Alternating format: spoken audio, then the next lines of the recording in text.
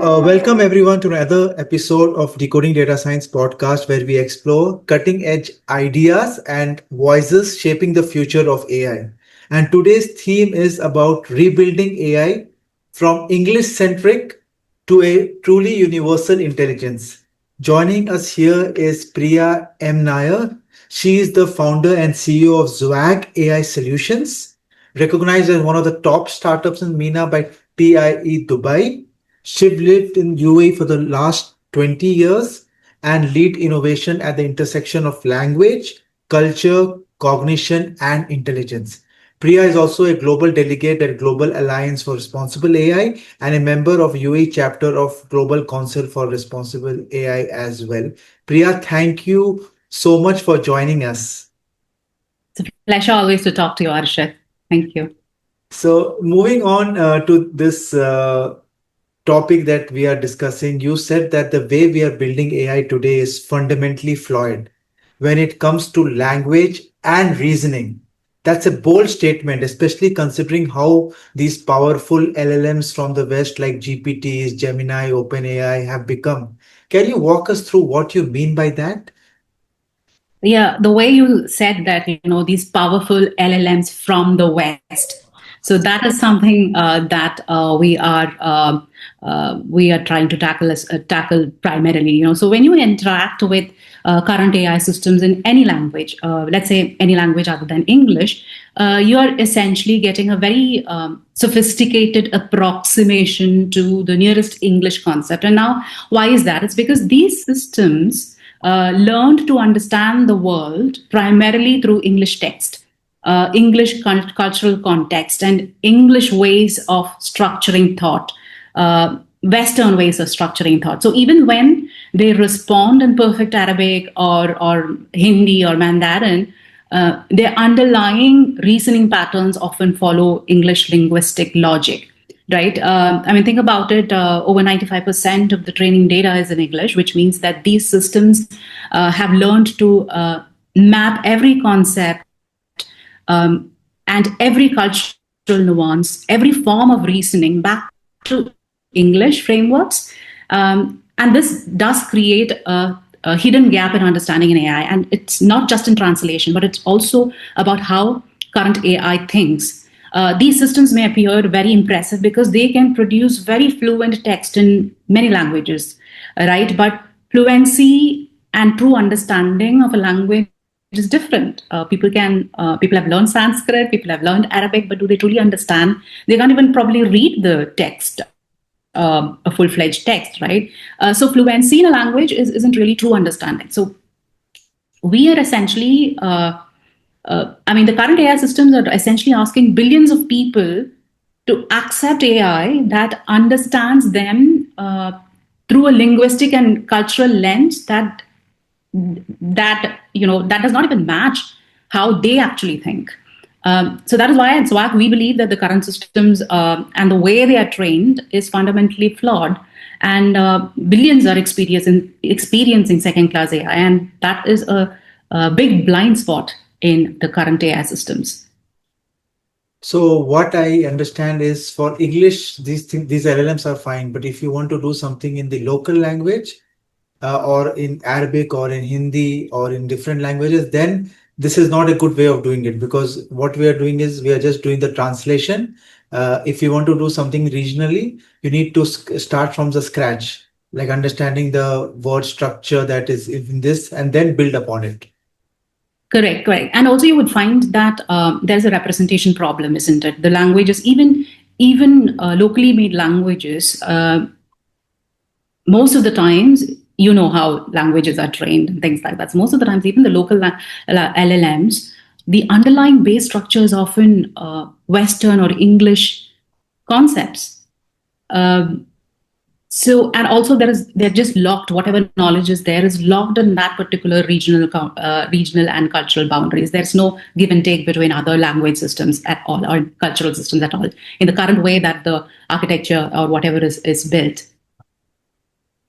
Amazing. Now coming to Zwag AI's latest innovation that we were just discussing about Mātr, which you are calling the world's first universal interpretation model For our listeners who might assume this is just a better multilingual model, is Mātr simply improving translation or is it something radically different? What gap is it filling that today's large language model still misses?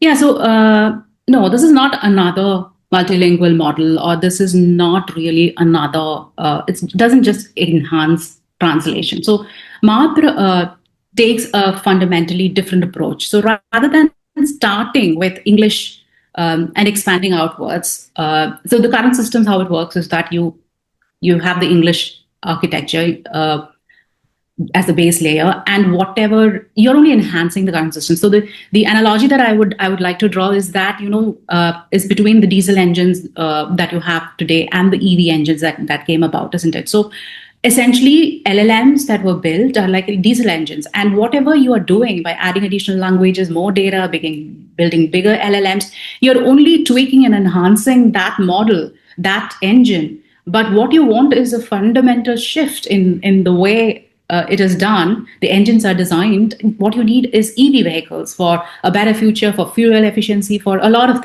things, isn't it?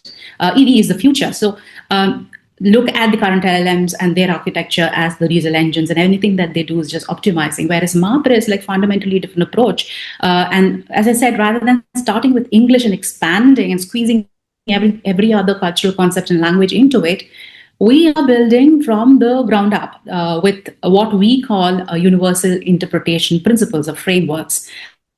Current language models are essentially very sophisticated pattern matching systems that already, and they're trained primarily on English. So they learn to translate concepts rather than truly understanding them across different cultural and linguistic contexts. That's what we have found out. So multilingual AI models, they do largely depend on the English structure as the base layer, as I told you. And this results in a shallow understanding of non-English concepts. Like in one of the blogs that we said, Ikigai, we see those circles and we say it's purpose that meets, if you meet everything and that's your purpose. But you ask a Japanese and it doesn't mean purpose at all. It means a whole lot of things. So Mātr kind of learns to interpret meaning directly within each language's own logical and cultural framework. So it is more of a semantic infrastructure layer. It's not another language model. It is a semantic infrastructure layer that I would say sits on top of these language models, and it enhances their cultural cognition along with the reasonable abilities and brings in inclusivity. So the gap we are addressing is the representation at the foundation level. When current AI systems encounter concepts that don't translate well into English paradigms, certain forms of collective decision making, for example, specific cultural relationships that are there in other cultures, or even indigenous ways of understanding time and space, the current LLMs lose, and they struggle and lose a lot of important nuances. So Mātr processes these concepts natively, and it understands different languages. It understands that different languages encode thinking and different ways of thinking, right? And it kind of respects these differences rather than forcing them through a single linguistic paradigm or filter. So that's where Mātr becomes different from the current architecture and the current systems. So, for the listeners who are not from India, can you just tell about this word, this name that you have, Mātr? Like, what Yeah. does it mean, and how did you come up with this word, which is looks very interesting. We were just discussing before the podcast recording. Yeah. So Mātr, it does appear to be in an Indian word. It is the Sanskrit. It's the root for the Sanskrit word mother, Mātr, mother. But you'll be surprised that it is also the root word for origin, for mother, in a lot of Indo-European languages as well. So it's not just Indian language. It's a lot in the other languages as well. So when you are looking to build something like the universal interpretation architecture that is representative, that is inclusive, that deciphers meaning, etc. I couldn't think of a better word actually to represent that, because the feeling of mother and the emotions that are attached to it, I think it's universal, isn't it? And it's the origin of a lot of thinking and things like that. So that's why we went towards Mātr. But as I was telling you, I did have concerns when selecting this name, because I knew that when Mātr becomes successful and we are able to prove what we are claiming, this is going to be a groundbreaking innovation, isn't it? And then what name do we want people to know it by? And by default, because I've been living here in the UAE, and I've been a cosmopolitan global citizen in terms of my thought, you would always default to Western names, isn't it?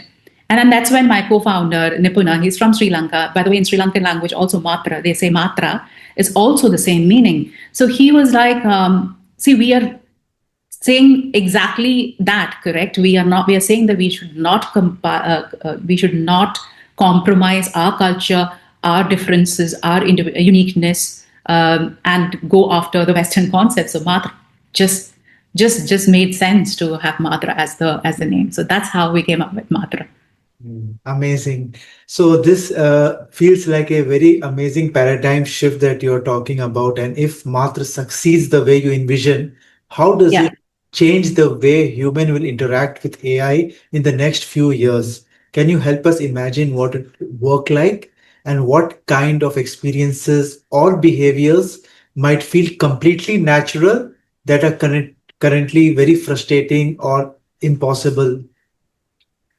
Yeah, I think we're looking at something much more transformative than just better language interaction. So when it comes to the individual users, they might feel it to be like, okay, this is going to be just better language interactions, right? But Mātr represents perhaps the first time that we'll have a technology that can truly bridge different ways of human thinking and reasoning and knowing, not just better language interaction. So consider this: every culture has developed unique solutions to human problems over thousands of years, right? There is knowledge locked in different cultures. Indigenous communities have sophisticated environmental knowledge systems. Asian cultures, have developed different approaches to collective decision making, treatments, medicine. African societies have created unique ways of conflict resolution. Now, currently, most of this language, this wisdom, is trapped within their linguistic and cultural boundaries, because if AI is the prominent means of communication and exchange of knowledge, the current AI systems do not have enough language or enough training data that's available in these native languages, right? In the low source languages. Just yesterday, I read this news article where Elon Musk seems to have said that we are at the edge of the availability of human-generated data to be able to train AI systems. I mean, it cannot be even more tone deaf than that, because he means English data, human data generated in English, and that's exactly where Mātr comes in, isn't it? So. So language-specific LLMs are also there, J's and etc. They do capture local language, but there is no way for other AI systems like the Indian LLMs or something to truly interact and learn from J's and other specific language-specific LLMs, right? So a universal interpretation model like Mātr changes that equation entirely. And in 5 years, I see that AI will be facilitating unprecedented knowledge transfer between cultures. So I don't want to take away any of the technical implications of it, but I just want to bring the joy, the passion out of what we are truly out there to achieve. It's going to facilitate a lot of knowledge transfer between cultures, not just by translating words, but by translating entire ways of thinking, right? And I think that kind of unlocks a lot of knowledge that's there in other systems. Say a researcher in Sao Paulo could access traditional ecological knowledge that's there in the Amazon tribes and understand it within that original conceptual framework. A doctor here in GCC, with the help of Mātr, could even learn and understand Indian traditional medicine and healing practices in ways that preserve its true cultural integrity. So this extends beyond individual interactions. And we are talking about AI that will help preserve endangered languages and cultural knowledge systems that are disappearing. If AI is going to be all permeant, if AGI is coming, super intelligence is coming, and if it understands world in certain languages, and if English is the only language, or perhaps that you need to understand the world, what about the other cultures? It's kind of cultural homogenization, if I can use that word, and that's what we are trying to prevent. So educational systems that understand how different cultures learn and process information, and scientific research that benefits from multiple cultural frameworks for understanding, the world, natural phenomena, so on and so forth. So there are a lot of implications, and other than that, the economic implications are also staggering. So when AI truly understands and values different cultural approaches to, say, problem solving, it unlocks a whole level of human potential across, what we call the global South, in ways we can barely imagine, I think. The communities that have been excluded from the AI revolution, they can become active contributors to human knowledge and innovation. So Mātr is not just a better AI, or you are not really building other better AI agents or LLMs. We are creating the foundation for a more inclusive form of human, I don't know if I can say that, human civilization as well. The concept of Ubuntu in African systems. And through Mātr, we believe that we can even enhance human intelligence, because, there's a tribe that doesn't use words like right and left. So for them, that kind of concept doesn't exist. So if you ask them, how do I get to this place? We would probably say, go straight, take right, right? So this community, this tribe specifically would say that go down south, and then you'll find it on your southwest. So for them, it is like they see the world in a 5D experience already. It's like a AR virtual reality glass embedded in their brain. So imagine if an AI system is able to understand that and help us unlock that kind of a thing through Mātr, then we are even enhancing human intelligence. And that's when AI will truly remain a tool, and it will not be something that will be a danger to human existence, I would say. So that's what I envision for Mātr and for the rest of the human race, I would say.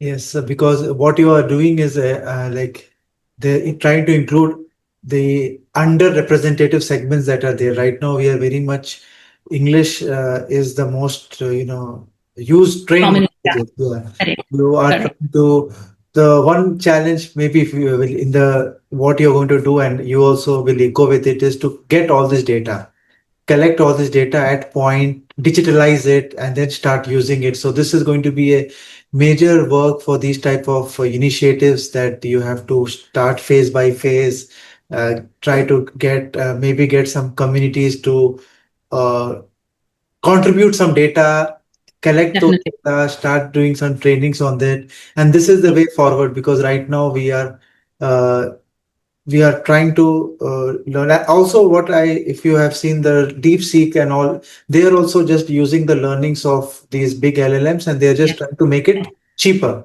and more optimized. They are not doing something that is, I'm not done more research on anything that is very specific to Mandarin language or what they are doing from code. Maybe they're doing it. I'm not aware about it, but this is an amazing concept that you are doing, and best of luck for that. And Priya, as you know that we have a lot of learners community that you are also part of. You know that a lot of people want to learn about AI, and nowadays I am also talking to a lot of thought leaders, and you also might agree with me. I want to know your vision. Like, a lot of jobs are going to change. Everyone is talking about automation.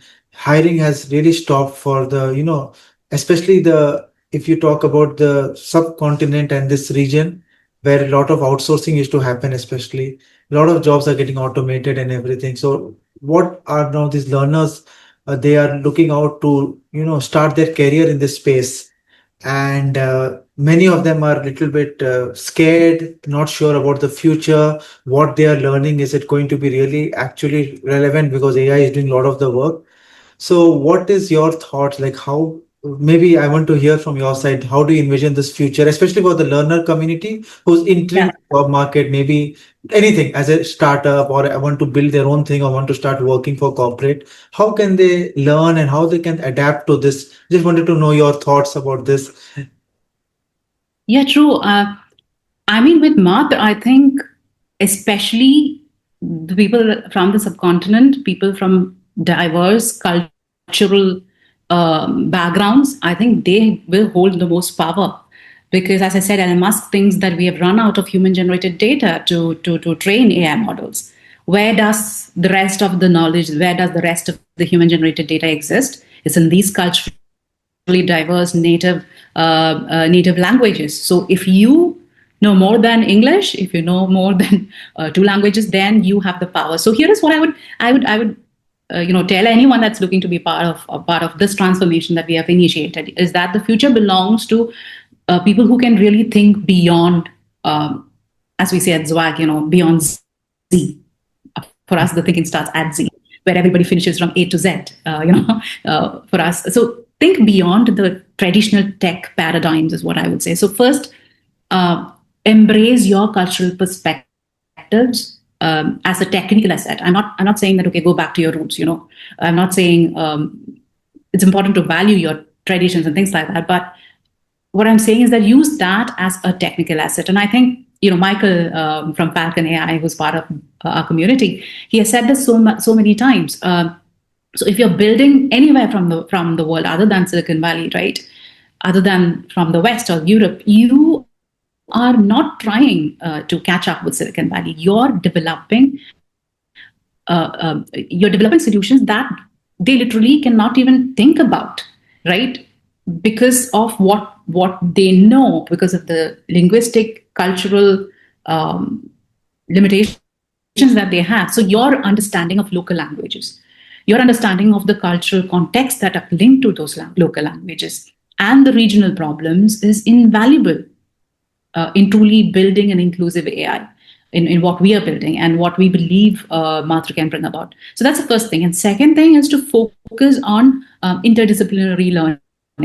Right? Our traditional methods was that once you finish your high school, then you pick a particular stream and then you stick to it. Especially in our Indian education system, there's no way of learning math or and arts together, isn't it? But the Western universities sometimes allow that. So I would say, focus on interdisciplinary learning. The most important AI work ahead won't really come from pure computer science. We already see that changing. For Mātr, we are collaborating with linguists, with anthropologists, with cultural with cultural leaders, that have unique understanding of culture. So we're already working with these people. So studying linguistics, anthropology, psychology, neurosciences, philosophy. So just learn how different cultures structure thought and communication. Because data is probably the root of all the thoughts, right? You put together your thoughts in words, and that's basically what the language models and everything is. So these insights will be as valuable, or even I would say more important than coding skills. So that's the second one. And third one is that to just like a lot of people do now, challenge assumptions in everything that you build. Ask yourself, whose worldview does this reflect?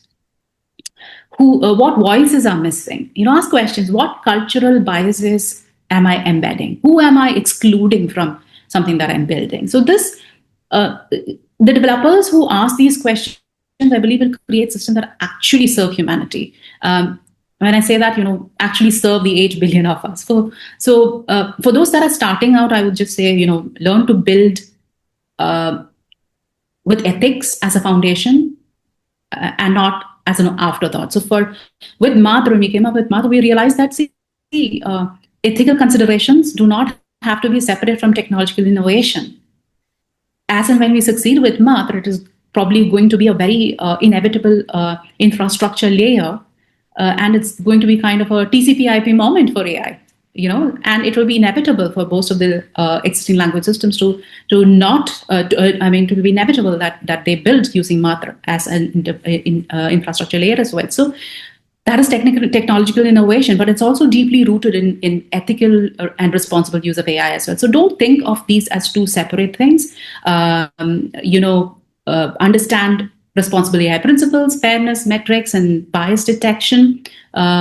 And these won't be just nice to have skills. They will become fundamental requirements, is what I think. And most importantly, I think that start local and think global kind of thing has a new meaning at this point. So you build solutions for your own community's real problems. I do see that why they want to build more AI agents. Why do they want to go and understand MCP and churn out. But just take a step back, slow down, and build solutions that would really benefit your communities, your indigenous communities, your native communities, your native languages, real problems. So the best universal systems often emerge from a deep local understanding, correct? So someone that has is working on solving agricultural challenges in some of the rural places in not just India, Kenya, in agricultural societies might actually unlock principles that revolutionize AI everywhere, right? So the opportunity I see for anybody, because I know there's been this lot of talk about AI for the past 3 to 4 years, but we haven't even scratched the surface. We are at the beginning. So there's a lot of opportunity. It's unprecedented opportunity, especially if you speak multiple languages, if you understand these languages, especially if you come from the global south. So we are definitely moving from an era where a few tech centers or a few tech countries or cultures defined AI for everyone, and we are moving to something where the diverse perspectives drive innovation. So I want everybody to position yourself to be part of the shift. So that's what I want to share with the community. Yeah, Priya, this was absolutely fascinating. Thank you for sharing your journey, vision, and insights with us. We'll be following your Mātr journey very closely, and we can't wait to see the impact it makes. To our listeners, stay curious, stay critical, and most importantly, keep building. Until next time, this is Decoding Data Science Podcast signing off. Thank you. And begin your journey toward AI-enabled excellence. Transform your AI strategy. Transform your leadership. Transform your future.